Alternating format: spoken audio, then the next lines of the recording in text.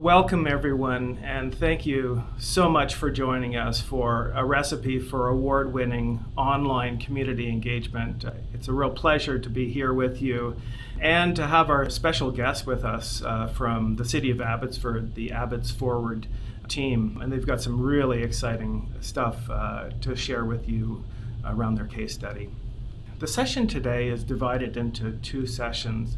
I'm going to begin by talking about some research that we've done in terms of best practices for online community engagement, and then turn it over to our special guest where they're going to dive into some details and show you how it really looks and feels in action in an actual case study.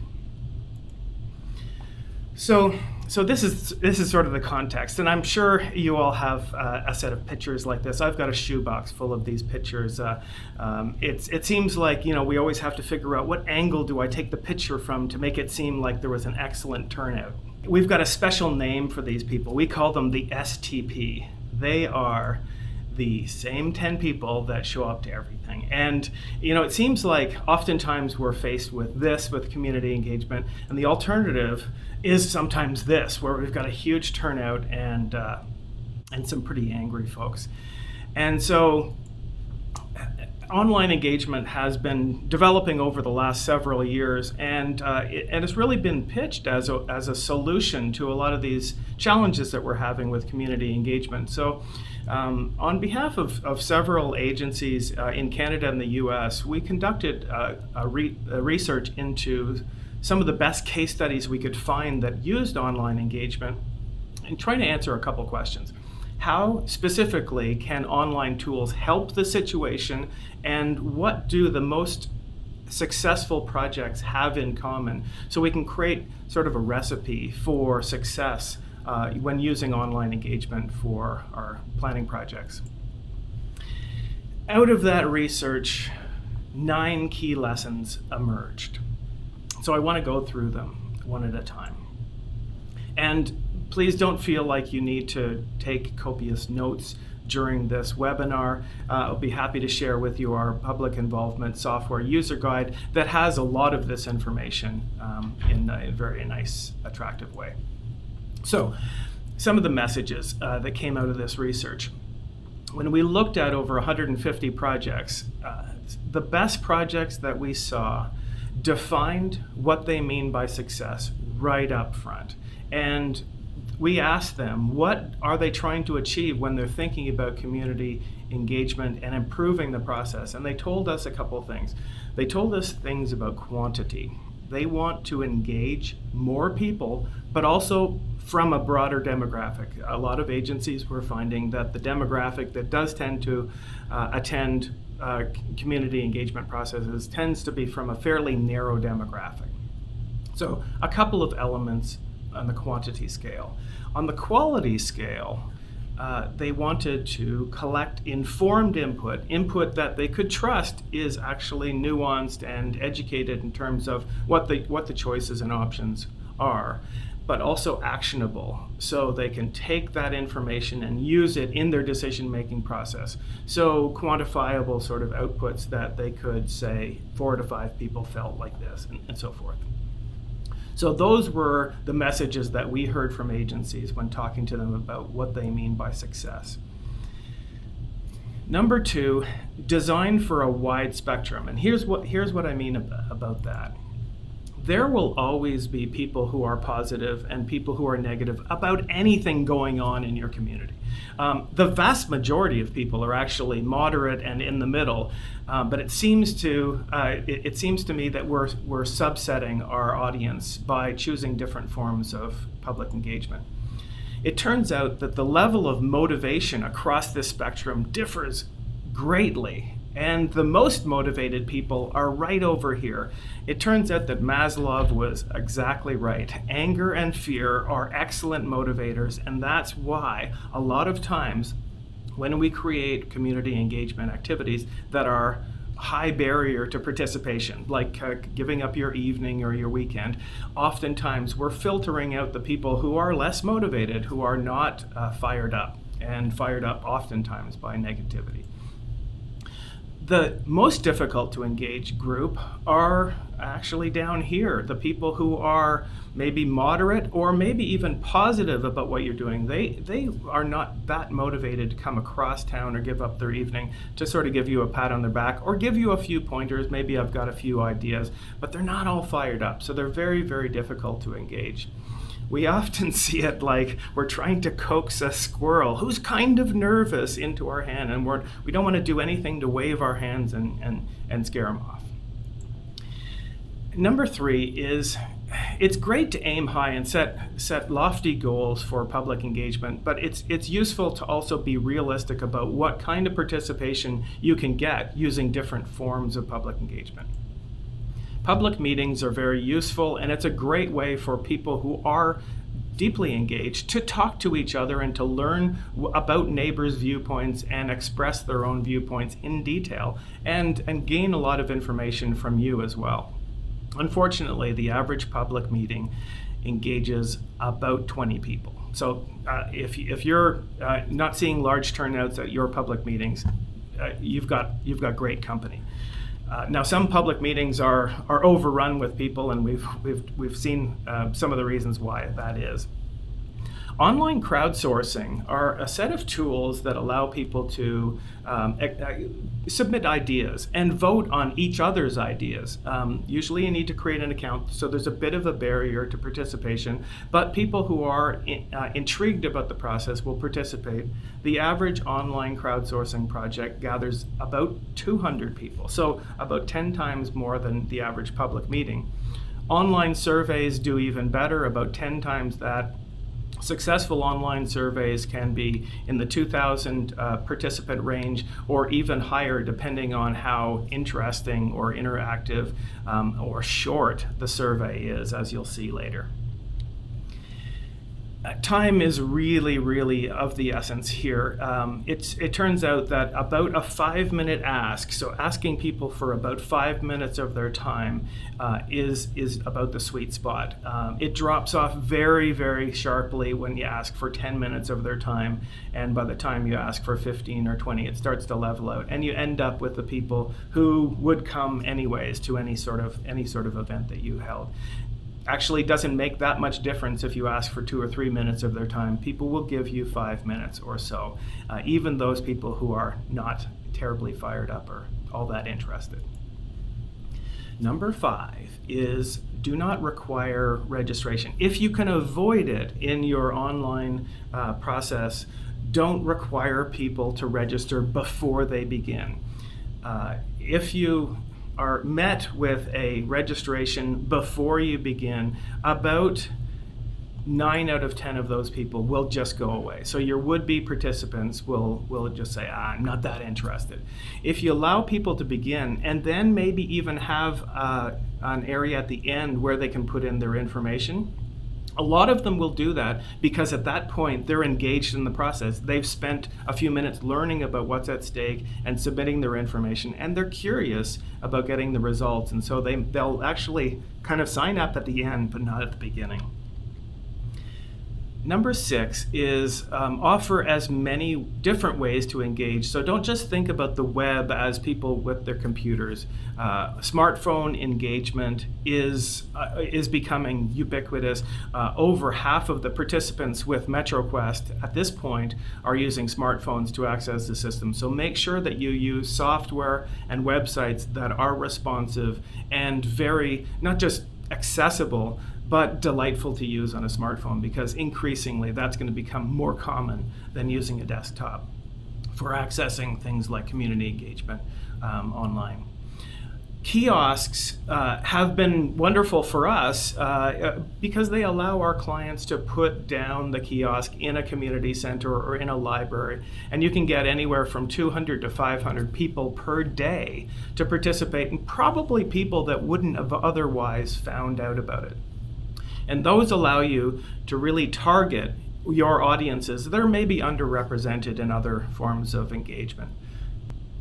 Now, tablets, obviously you can sit on your couch and use a tablet, but I think it's important to use tablets to kind of go to where people are. So, if you have your engagement staff with a knapsack full of tablets, it can be quite effective going to events that are already taking place. And of course, face-to-face sessions are useful, if nothing else, to get the people who are very, very interested in the project and allow them to express their views in an open way. Of course, using as many of these as possible will get you the broadest audience you can.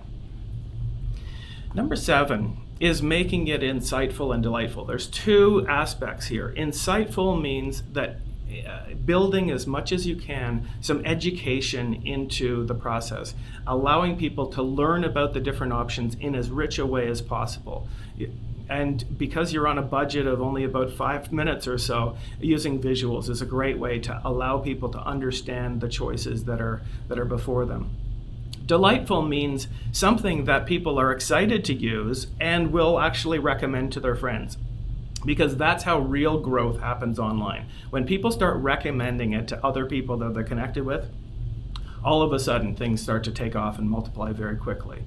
The difference between kind of a multiple choice survey and something that's more visual and interactive is typically about 7.5 or so from the case studies that we looked at. More participants will actually end up sharing it, and it goes a little viral. I don't think I've ever seen a multiple choice survey go viral. I'm sure you've seen the same thing. So I wanted to turn now the purpose of this session is not an introduction to MetroQuest, so I'm not going to show you very much here, but I am going to show you a few examples from the case study that we're going to look at later, and just one other example to show you a few ways that we at MetroQuest have tried to make the experience as insightful and delightful as possible. So I'm going to switch over now to a browser. And here we are here. So the first one I'm going to show you is phase 1 of the outreach that was done in Abbotsfwd. And so you can see here there's a very nice branding that they've created around the process. And the opening screen just kind of gives people a little information about what's going on in the process and encourages them to begin. The next screen, the first interactive screen, is a priority ranking screen. I love this as the first screen that people encounter where they're being asked about their opinions, because essentially it's asking them what's most important to them, and that is, you got to face it, the most engaging question that you can ask people, especially squirrels that you're trying to coax into your hand. If the first thing they see is what's most important to you, that's a really good way to draw them into the process. So this just allows people to go in here and rank their priorities for what they think the priorities should be for the future of the community. The next screen allows them to dive a little bit deeper into it, and they can see the categories that they've just ranked here, and they can weigh in on some strategies that are associated with those areas that they've identified as priorities. The next screen allows people to really put down on a map the areas that they think are most important, either most important to be focused on for improvement or most important for preservation or any other categories that you might want. So you can go in here and identify spots on the map and put them into categories and submit them, and before long you'll have this map all dotted up and you'll see where different areas are clustering. This is a great screen to have early on in the planning process to really see what's on people's minds. And then the last screen is almost always the sort of thank you screen. Please tell us a little bit more information about yourself. People will actually fill this out because they're engaged at this point, as I said, and a few other ways of staying connected to the process. The second survey, so when we went out a second time, the city of Abbotsfwd got a little bit more specific and started engaging people on their big ideas. What's your big idea for the future in a variety of different categories? So you can just type it in here and submit it. So just a blank slate for creative ideas. Then they created a number of different scenarios, quite interesting scenarios, and they allow people to see how these scenarios perform on those priority areas. and inevitably vote on which one they prefer and comment if they wish, but really learn a great deal about these different options and what's being proposed in different areas. The next screen allows people to do a bit of a visual preference survey. What specifically kinds of designs would you like in different areas? So you can move around to these different options and talk about what you like and dislike in a variety of different categories. I'm just going to show you one other example. I could show you obviously quite a few, but I just wanted to show you one other example that I thought used some pretty interesting screen types from the library. This is the old coin game that allows you to actually do some budgeting exercises. This is the Saskatoon Active Transportation Plan, and allows you to really experience some prioritization in an interesting way, and also lets you see a little bit of information about scarcity of resources and where would you put your resources in these different areas. So I like that one. This one here is also another way of allowing people to weigh in on the different options. You can actually go into this map and look at different proposals that are being put forward and vote on which ones you think ought to be developed or funded. So this is a great screen, and particularly when you can connect it up to an actual budget, so you can keep people honest within a certain budget. So I like those screens as examples of trying to make it both insightful, so learning about the choices specifically, but also quite enjoyable to use. So with that, I'm going to go back and go into the next one, which is really out of our hands as software developers and into the hands of the project team or the consultant team. Promotion is absolutely critical. Creating a nice brand for these things, and really taking a page out of Don Draper's playbook. You've got about 5 seconds to get somebody's attention on your sort of call to action, on your visualizations, on your button that you're going to ask people to click on your Facebook updates and that sort of thing. That's about the attention span of people cruising around the web. Then, if you get their attention and they click on it, you've got about 5 minutes of their time. And if you get that 5 minutes right, if you make that relevant to what people care about, an enjoyable experience, then they go on and they tell 50 people. And that's how something goes from 50 people using the software to 5,000 people. This is one of my favorite campaigns, and in fact, last month we had the city of Nashville on the line, and so in the follow-up, I'll send you the short video of them talking about their case study. It's an absolutely wonderful case study, and they created this wonderful little brand that just was put out on Twitter and Facebook, and it just created enough curiosity that people clicked on it and they engaged. So they created this campaign called All Right Nashville, It's Time to Pick. They were picking essentially the future of Nashville and encouraging people to do that. So they created all of these little cards that people saw everywhere online, and postcards and so forth. And this last one is the one that just, when it made it go crazy. All right, Nashville, it's time to pick. This little girl was so popular. All of a sudden, she was everywhere on Facebook in Nashville, and we saw the participation just go through the roof. The last one is monitoring and adjusting as needed. One of the difficulties we see with a lot of projects is going through a lot of trouble to plan the engagement process up front and not leaving any room for flexibility down the road when you discover that there's some gaps in participation that you would like to fill in. So leave a little bit of creative resources for about halfway through your public engagement process, where you can use some techniques like pop-up engagement to fill in some of those gaps. So there again, some key success factors that we discovered. Once again, don't feel the need to copy all these things down. They are in the guide, and there's more information than I've covered here in the guide as well, on tips for promotion and all kinds of other ways of creating effective engagement plans. Before I turn it over to our special guest, I just wanted to go through a case study that really resonated with me and showed a lot of creativity in terms of some of the points that we discovered in our research. It's a case study for Atlanta. And they were creating a plan for the greater Atlanta region. They had some great online surveys, and they also went out to media and asked them if they would do a story on it. And what do you know? Media is sitting there looking for content and anxious to find ways of helping the community. And so they're very, very responsive. And as soon as any one of these hit the 6 o'clock or 11 o'clock news, participation went up dramatically. So they were great partners throughout the process.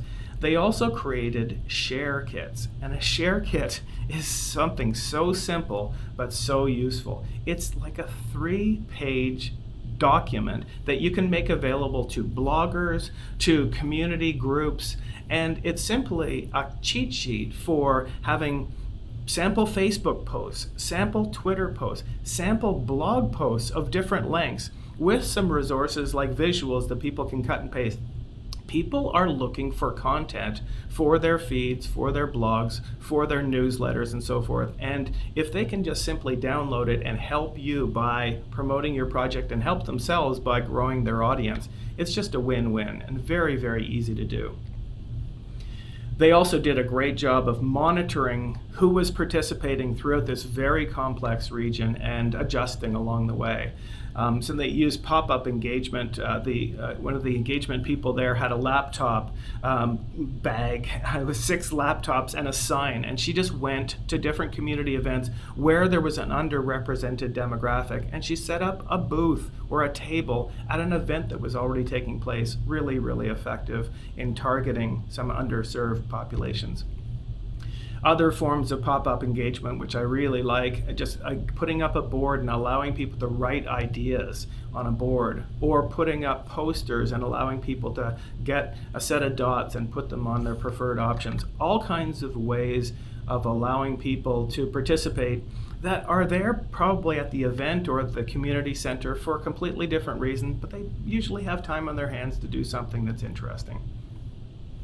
By doing this, Atlanta really was able to break down their reports by demographic and to talk about what different demographics feel about these issues. And they couldn't do it if they had these big gaps in the demographic participation.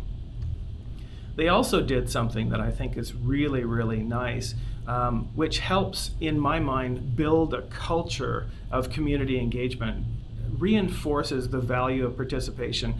They created these infographics. So instead of just handing out a 50-page report of what they heard, they created these wonderful, colorful infographics and sent them to the people who had participated and made them available online so people could rest assured that they'd been heard in a very colorful way and how their input affected what's going forward. So it really, I think next time people will be even more willing to participate as a result of that. In the end, they engaged over 18,000 people in that process. So very, very robust engagement. And I think also engagement of a much broader demographic than historically they have. And I think that they feel like the information they collected was quite informed and certainly was actionable in terms of their reports. So with that, I'm going to introduce our special guest. Ruben Cool is on the line. He's a senior planner at the City of Abbotsfwd. And as I said in my invitation, this is just one of the best community planning projects that we've seen. Lots of really, really special elements to it. So I'm very happy to turn it over to Ruben, and he's going to talk about the process. Well, hi everyone. Good morning and good afternoon, I guess. It depends on where you are. I'm happy to be here to share a little bit about Abbotsfwd and our approach to engagement. As Dave said, my name is Ruben Cool. I'm Senior Planner with the City of Abbotsfwd, and also want to acknowledge that we work with a couple of great consultant teams, Brent Todderan through Todderan Urban Works, and Dialogue, their office here in Vancouver on the West Coast. So I'm going to walk through a couple of background pieces about Abbotsfwd, the project Abbotsfwd, but then try to spend the most time on our engagement experience. But first, I just wanted to introduce a couple of things. So one of the questions we ask is, well, why do we plan?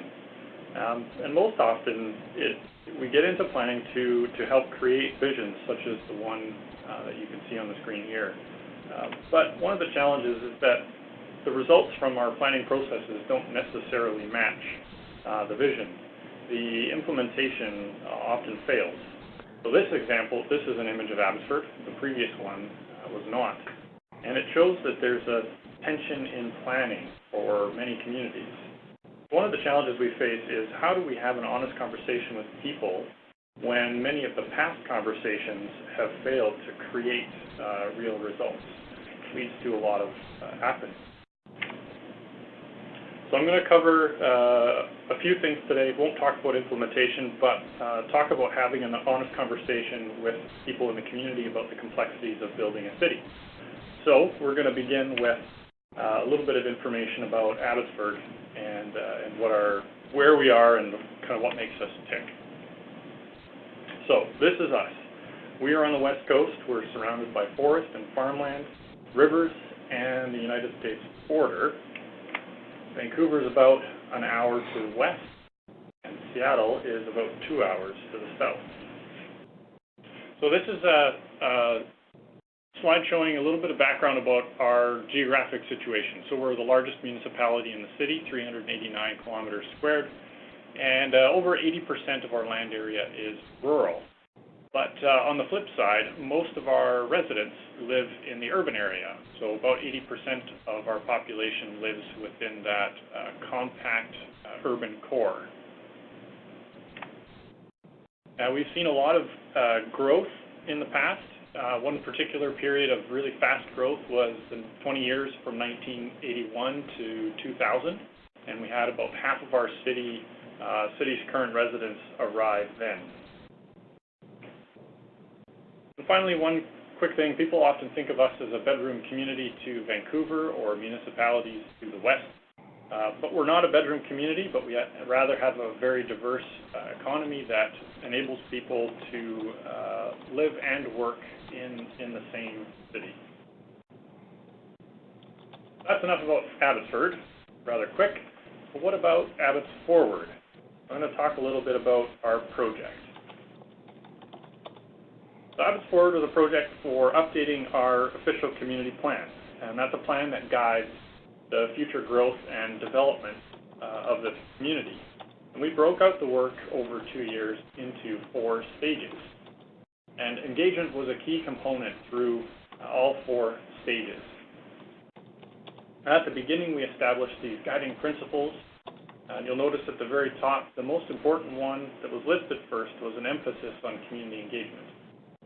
Taking a fresh and new perspective towards reaching out to residents in a better way. It wasn't really a difficult sell for staff and management internally or for council. It was something that was a priority for everyone going forward. And in the project, we developed 7 big ideas through all the engagement and the background research, and they became the focal point of the plan. They'll come up again in a few minutes. Well, the result of this planning process is a new official community plan bylaw. We have a public hearing coming up this coming Monday on the 20th. And this plan, we believe, represents a turning point in the way that Abbotsfwd grows. So we have, focusing on a city of centers, we'd like to grow in and up and not out. One of the key things we're also doing is aligning the use of land with how we get around our transportation system. Treating streets as destinations, not just as ways to travel through different neighborhoods. Creating an innovative infill, and yes, the last one, doing some kick-ass engagement. I think what really has made this plan a resounding success is the engagement. So let's get into that part. Before I begin here, I'm just going to say I'll highlight 4 aspects of our engagement, but they're not organized into particular methods. So I'm not going to specify online or in person. Rather, I'm going to talk about the whole strategy and what are some of the key things that work together. contrary to what some people think, putting up an online survey, as Dave has talked about, and expecting people to care and participate is not really a winning strategy. In other words, if you build it, they won't necessarily come. And so I hope to show how the different pieces that we put together helped lead to more significant online buy-in. So the first point I want to raise is about branding. Here's our city's current logo. It's not too bad, but it's associated with all things corporate and civic. So things like paying taxes or complaining about a lack of services. Often when people see this logo, it's on bills or things you get in the mail that you don't really want and you throw onto a counter to deal with later. And it also really doesn't have terribly urban flavor to it.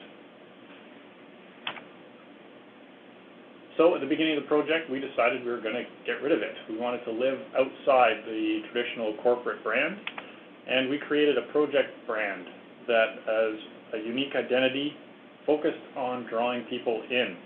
It was more playful, and it had a lot of different elements that we could start to tailor to the different aspects of our community that we wanted to highlight in different events. This was a way to draw people in before the project even started, rather than pushing them away through traditional corporate look. So the brand was transferred into a bunch of different platforms. You'll see here coloring sheets, t-shirts, buttons and banners and business cards. And we found the fresh look for this project actually surprised a lot of people who were familiar with traditional city events. And it allowed people to be more curious rather than disgruntled about city work. So the second thing I wanted to highlight is communication channels. What you see there is what we traditionally do for talking to people or sharing information about city government. Everything to do with development, or what's going on with council or other city initiatives and projects. And it checks all of the right boxes in terms of conveying information and meeting our provincial statutes for rezoning or development. But it's not really inviting. So we got rid of it, and we decided to start communicating with people a little bit differently. This is one of the mediums we chose, which was a rezoning sign. So this is 4 feet by 8 feet, and we put them up in prominent locations across the city and came up with some pretty creative ideas. So this one, for example, is talking about making South Fraser Way pedestrian only. If you're familiar with our city, it's 30,000 vehicles per day, 7-lane cross-section, basically through the middle of the city. And this really got people talking. Or here's another one where we talk about putting skyscrapers on the shores of Mill Lake. It's one of the most beloved park amenities in our community.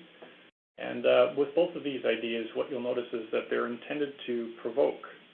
We wanted to take a risk to create a reaction that would hopefully mobilize people.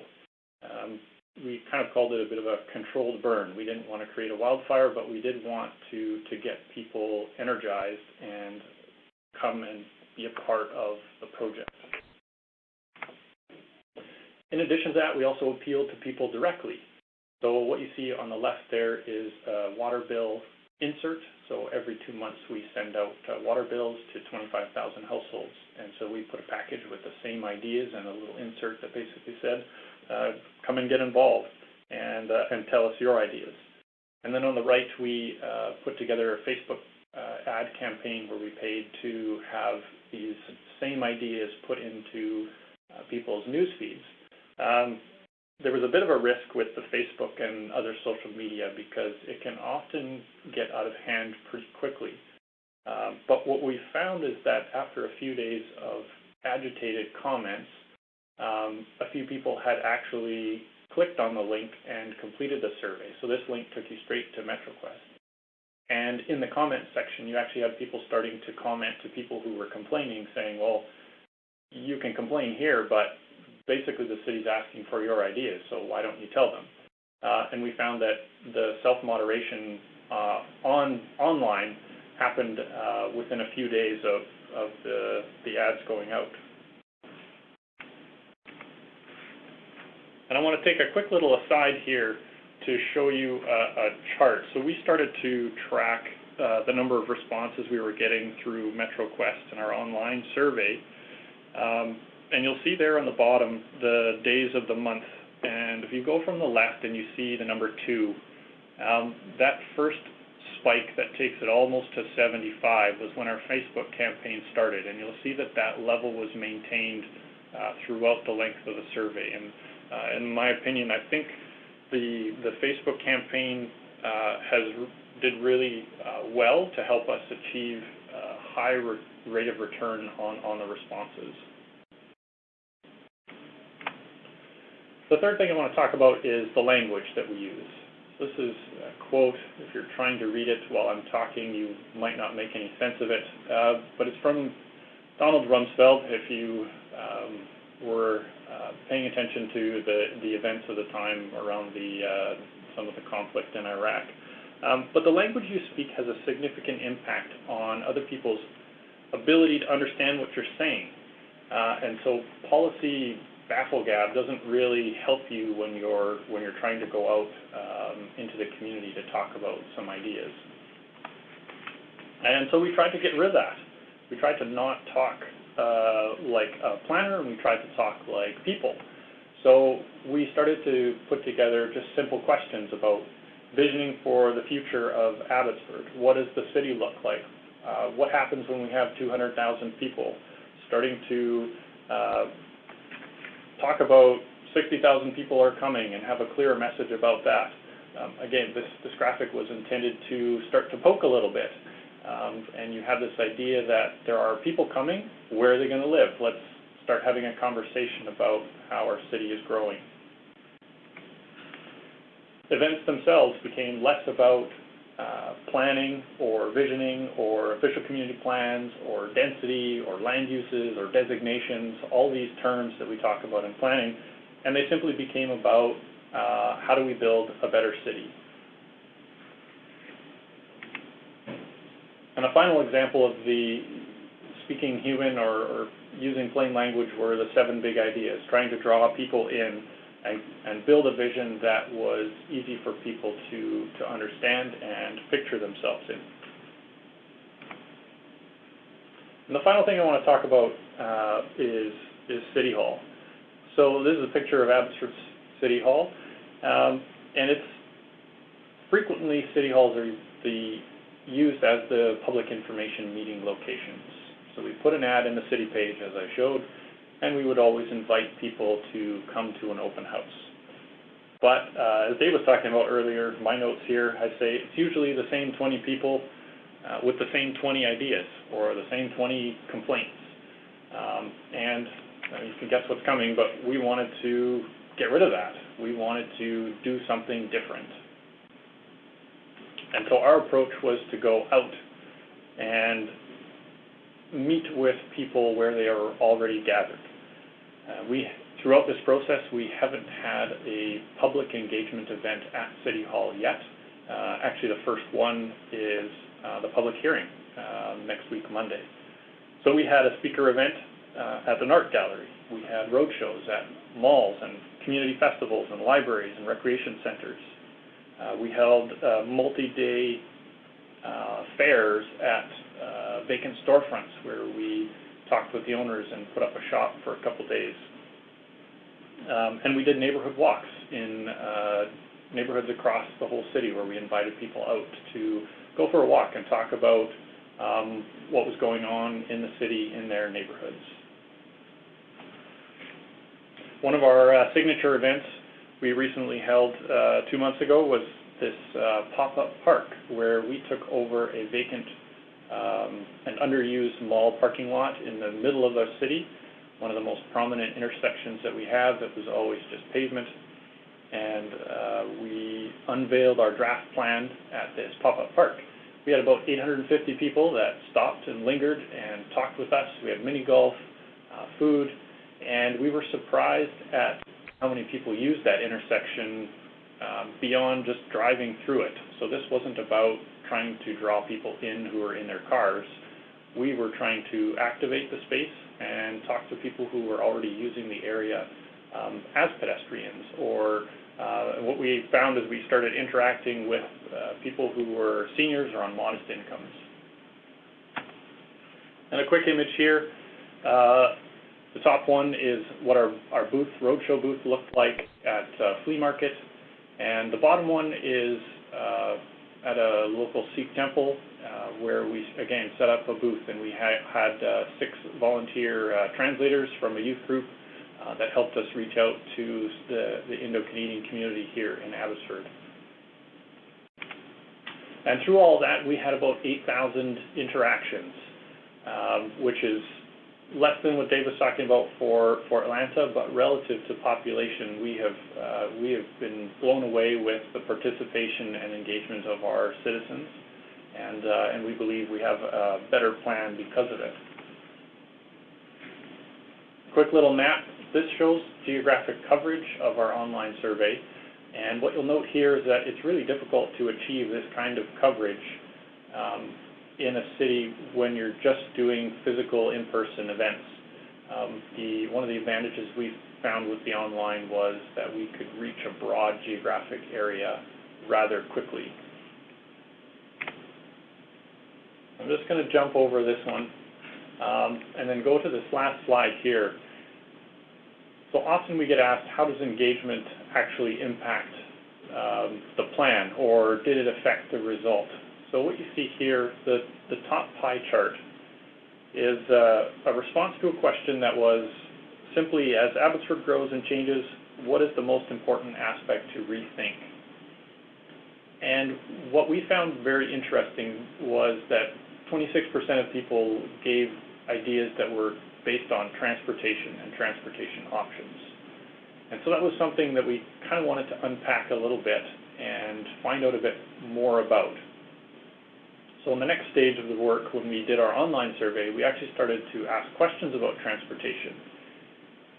And because not everyone within the city sort of believed that there would be interest in alternative modes of transportation besides cars. What we see there, the first line underneath the pie chart says support transit improvements such as routes and exchanges, buses and stops, was rated quite highly, 4.12 out of 5. But the inverse of that was design streets to prioritize vehicles over all other transportation methods, the second line down, and that got 2.75. So there was an interesting piece there where when people were given the option to prioritize vehicles, they didn't rate it as highly as I think some people thought they would. And when given other alternatives like transit or designing streets as places to gather, people started rating those higher. And that survey, we had 2,500 responses. So there's a lot of people's voices going into those ratings that gave us the ground to stand on in front of council and the community and say, well, here's the vision. And that resulted in one of our big ideas about making walking, biking, and transit delightful. It came directly through all of our engagement work. So that's pretty much all the time that I have, and I wanted to thank you for coming and checking in with this session. I think we're probably getting close to the end of our time here, but I'll pass it over to Dave, and my contacts were on the screen. If you'd like to reach out to me, just let me know. Thanks so much to you, Ruben. People are asking about getting copies of the presentations, getting copies of the recording and so forth. So we will be providing the presentations and the copy of the recording in the follow-up for everybody, so you can share it with your colleagues that you think might be interested. I wanted to take the opportunity to say thank you so much to Ruben for participating. Has anybody joined us online?